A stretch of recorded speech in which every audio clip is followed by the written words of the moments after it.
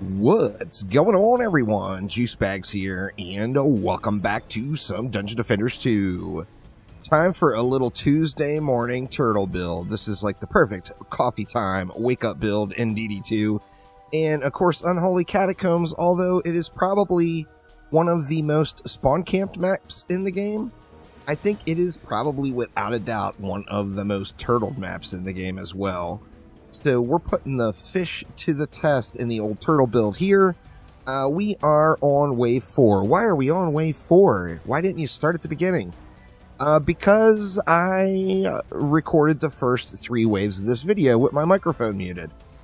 So a little Tuesday morning derpage as well. Turtles before coffee is never probably the greatest idea in the world, but here we go. So anyway, putting the pufferfish to the test. We did this one on 4-player the other day on stream, and it held up just fine. This particular map is the epitome of walls plus anything else for the turtle build. And in this situation, the pufferfish actually shine even more, as all 3 lanes worth of pufferfish have access to all 3 lanes, meaning enemies over here, all 9 pufferfish can shoot them. Enemies over there, all 9 pufferfish can shoot them. Enemies over here, you guessed it, all 9 pufferfish can shoot them. So the pufferfish are doing real good for these Unholy Catacombs chill builds. There is just no doubt about it. So good stuff here. What is your favorite turtle so far with the pufferfish?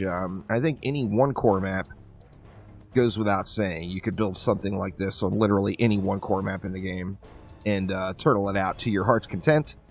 And yeah, something nice about the turtle build in a game where you have to grind a map 10,000 times. So I personally love my turtles, and here's another really good one. So the pufferfish definitely shine with the turtle, no doubt. They're just shredding. In fact, when I started this off, I didn't actually look at my relic, and I had mass destruction on another item.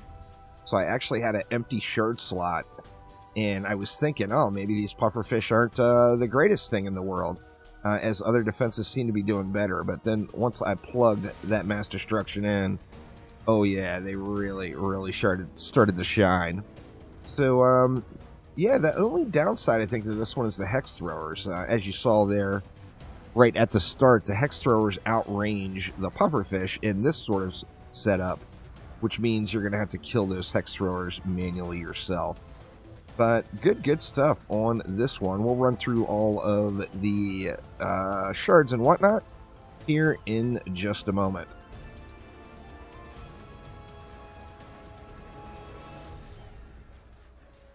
Big old Malthius got slapped.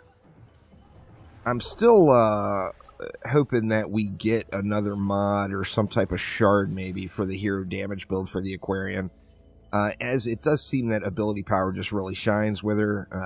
However, I am still here doing the hero damage setup, trying to make things happen here. So let's see, what do we got going? Well, we got our werewolves, of course.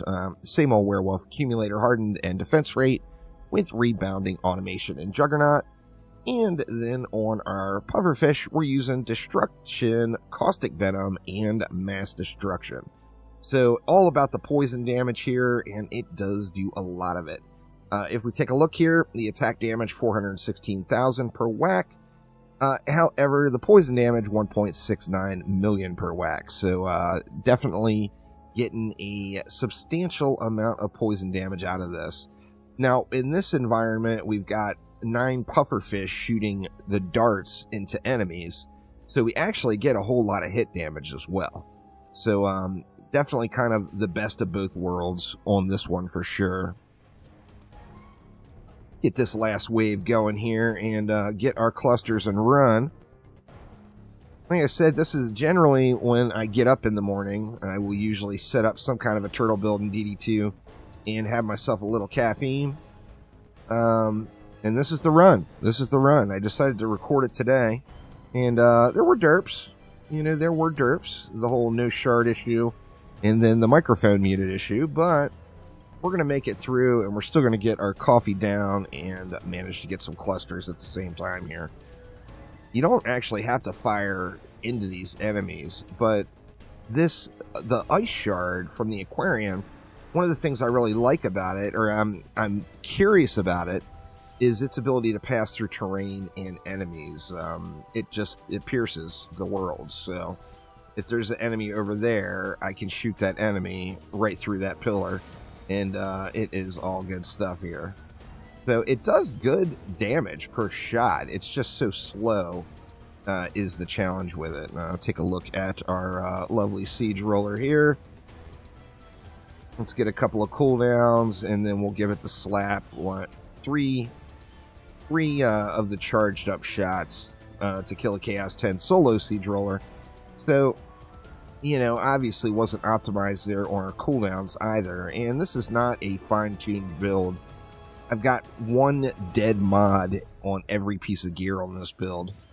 If you're building a hero damage or an Aquarian, or an ability power Aquarian, you want to stay away from the buff chips, as she just does not have a buff. And I've got a buff chip on every piece on this set of gear. Actually, additionally, I got swap chips too, and as you see, I have not been swapping at all, so we'll get a little bit more damage out of that if we get that swap damage buff going here.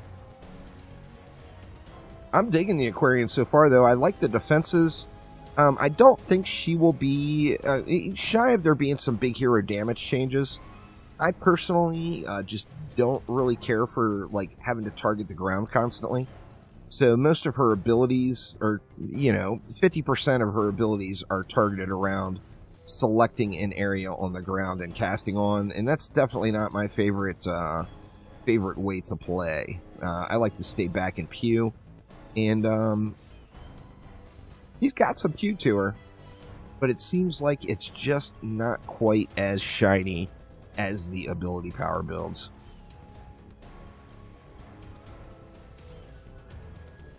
Getting into these enemies, though, we still got 180 left, but I think there is shy of a hex thrower bolt sneaking around that reflect beam and hitting the core. I don't think we will be able to lose this one at this point.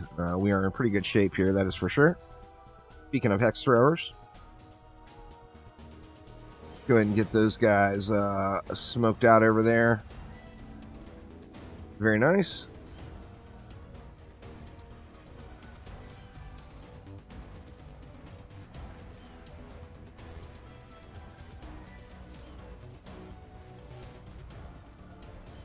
Yeah, once those once those darts start slapping, where you've got so many darts, even though the hit damage is so much lower compared to the poison damage, of course, is not going to stack where all of that hit damage is.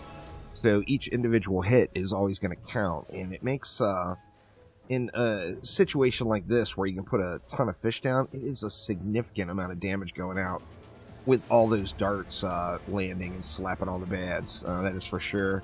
We'll take a look at this Plaguing Hawk. I won't shoot the Plaguing Hawk just so we can see, you know, all of the darts in their full glory. Hopefully they don't get any shots off too soon. This front row, of course, will poison the Plaguing Hawk up prior to getting in range of the other ones. But let's see what we got. And there we go. And you see, that is what that hit damage will do. It just absolutely shreds.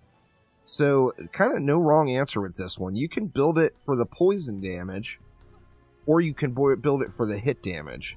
Now, one important thing to note, the tooltip is not correct here. So don't look at your tooltip damage and think that's what you're getting. The poison damage is not calculating incorrectly into that poison DPS figure. And, yeah, it's just a super, super strong defense. So I'm digging the pufferfish. It's a tough call for me personally, which Aquarian defense is my favorite. It would definitely be between the jellyfish and the pufferfish, though. I just like the fishes here, that is for sure. Which ones are your favorite of the new defenses on the Aquarian? But that will do it for now. Thanks an absolute ton for watching, and I will see ya next time around. Take it easy.